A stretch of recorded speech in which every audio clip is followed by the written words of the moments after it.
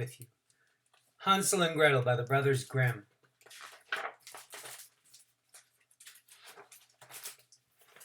Once upon a time, there was a woodcutter who lived near a great forest with his wife and his 2 children. The little boy was called Hansel, and the little girl's name was Gretel. The woodcutter didn't have much to live on, and the day came when prices rose so high in the country round about that he couldn't provide his family with their daily bread at all. And as he sat by the fireside one evening, deep in gloomy thoughts, his wife said to him, "I'll tell you what, husband, let's take the children a long, long way out into the forest early tomorrow morning.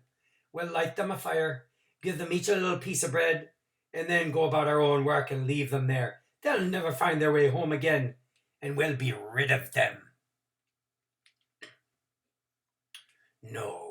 No, wife, said the woodcutter. "I can't bring myself to do such a thing." But his wife told him he was a fool. "If you don't, then we must all 4 starve to death," she said, "and you might as well plane down the planks for our coffins at once." And she gave him no peace until he agreed to do as she said. The 2 children, who were so hungry they couldn't get to sleep, had heard every word.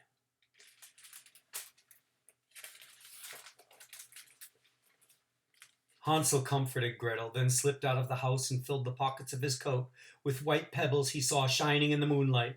And then he went indoors again and told Gretel, "Don't worry, dear little sister, and sleep in peace. God will not forsake us." And he lay down in his bed again. And when the day dawned, the woodcutter's wife came and woke both children, even before the sun was up. "Get up, lazy bones," she said. "We're going into the forest to chop wood."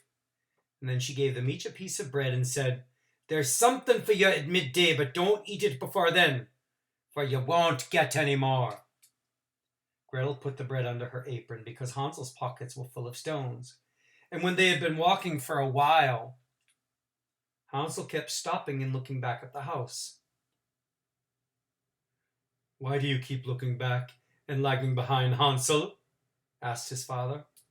"Oh, father, I'm looking at my white kitty sitting up there on the roof, saying goodbye to me." "Oh, silly boy," said the woodcutter's wife. "That's only the morning sun shining on the chimney." But Hansel wasn't really looking at the roof.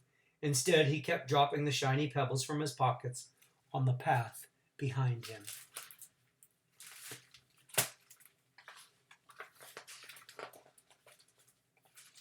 When they came to the middle of the forest, they found some twigs and lit a fire. "Now, children," said the woodcutter's wife, "lie down by the fire and have a good rest. We're going into the forest to chop wood, and when we're finished, we'll come back for you." So Hansel and Gretel sat by the fire, and when midday came, they ate their bread. After they had been sitting there for a long time, their eyes closed and they fell asleep. And when they woke up, it was night, and dark had fallen, and Gretel began to cry, but Hansel comforted her. "Just wait for a little while until the full moon has risen, and then we'll easily find our way home." And sure enough, he took his little sister's hand and followed the pebbles that shone like newly minted silver coins, and they were home again at daybreak.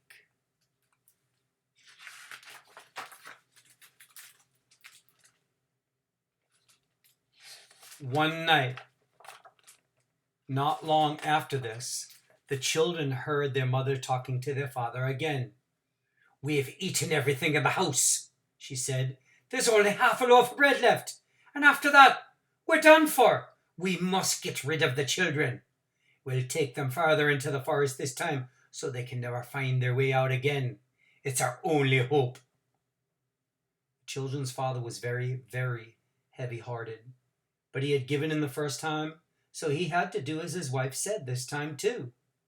But the children, who were still awake, had overheard their parents talking, and when the woodcutter and his wife were asleep, Hansel got up, meaning to go out and collect pebbles as he had done before, but the woodcutter's wife had locked the door. Hansel comforted his little sister and said, "Don't worry, God will help us.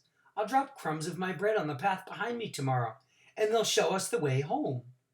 So the next day the children were taken into the forest again, further than they had ever been in their lives, and their parents lit them a fire and then went away to chop wood. Gretel shared her bread with Hansel, and then they fell asleep.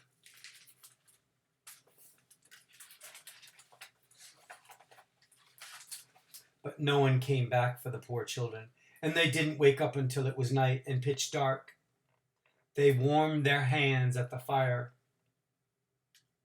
and Hansel comforted his little sister again. "Just wait until the moon rises, Gretel, and then we'll see the crumbs of bread I scattered behind me to guide us home again." So when the moon rose, they set off, but not a single crumb was left, because the birds had pecked them all up. "We're sure to find the way," said Hansel to Gretel, but they didn't. They walked all night, and they walked all the next day from morning to evening, but they couldn't find their way out of the forest.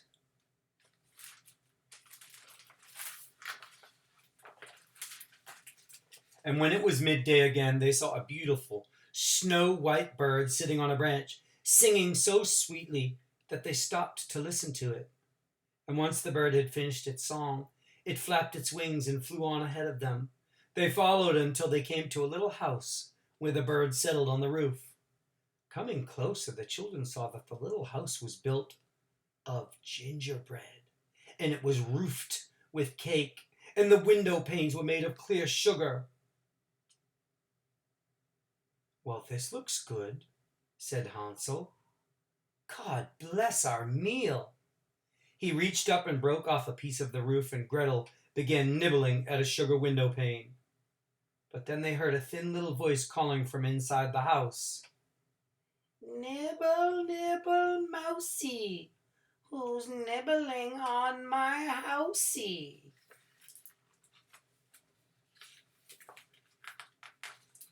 The children answered, "The child of the sky, the wind blowing by." And they went on eating steadily. I love the details on this picture.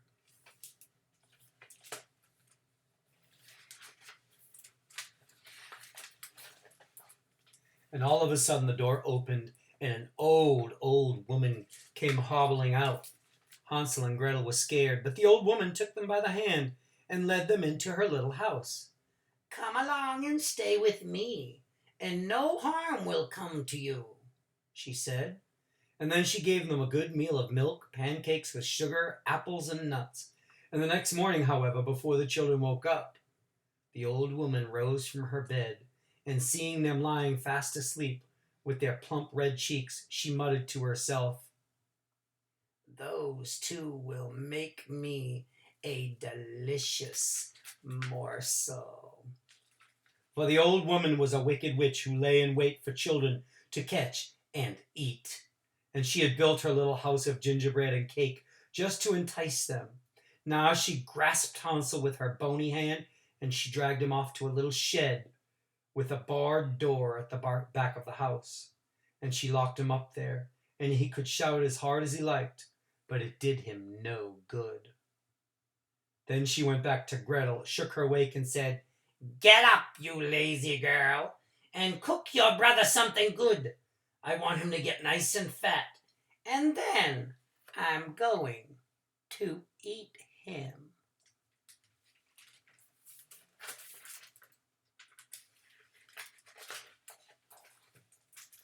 Gretel went bitterly, but she had to do as the wicked witch wanted.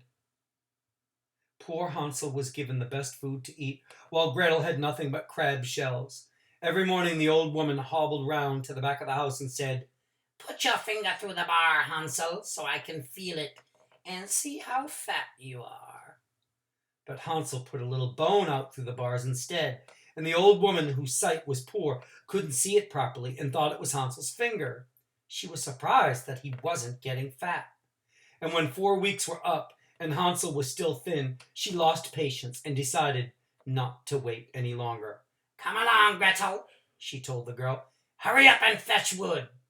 Whether Hansel's fat or whether he's thin, I'm going to kill him and cook him tomorrow."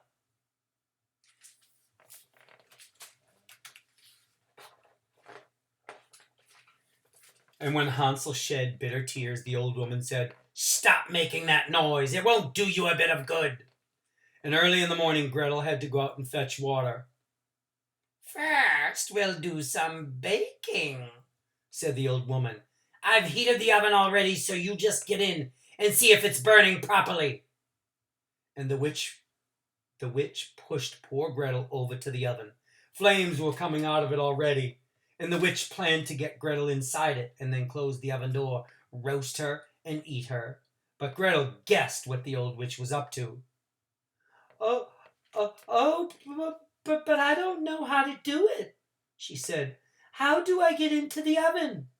"You silly goose," said the witch. "The opening's quite big enough for you. Look! I could easily get into it myself." And she put her head through the doorway of the oven. And then Gretel gave her such a hard push that she fell right in, and Gretel slammed the iron door and bolted it shut. The old witch burned to death, screaming and howling miserably.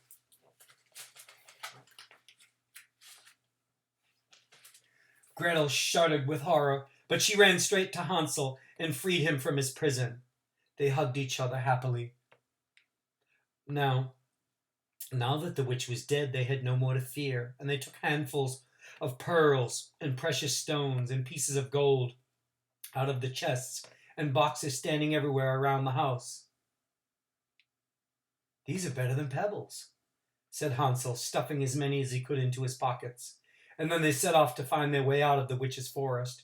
But after walking for a few hours, they came to a wide stretch of water.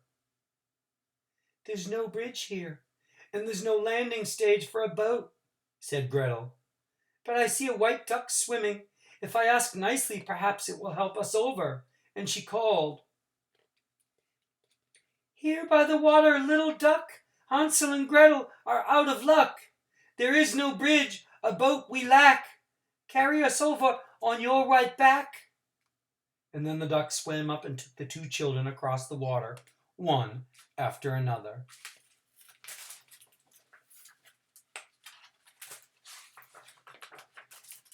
And once they were safely over the water and had been walking a little longer, the forest began to look more familiar, and at last they saw their father's house in the distance. The poor man had not had a single happy moment since he left the children in the forest. And as for his wife, she had died. He happily embraced his children, and then Hansel and Gretel shook the gold and the pearls and the precious stones out of their pockets. Now all their troubles were at an end. That's the end of my tale. Look, there goes a mouse. If you catch it in your lap, it will make a nice fur cap.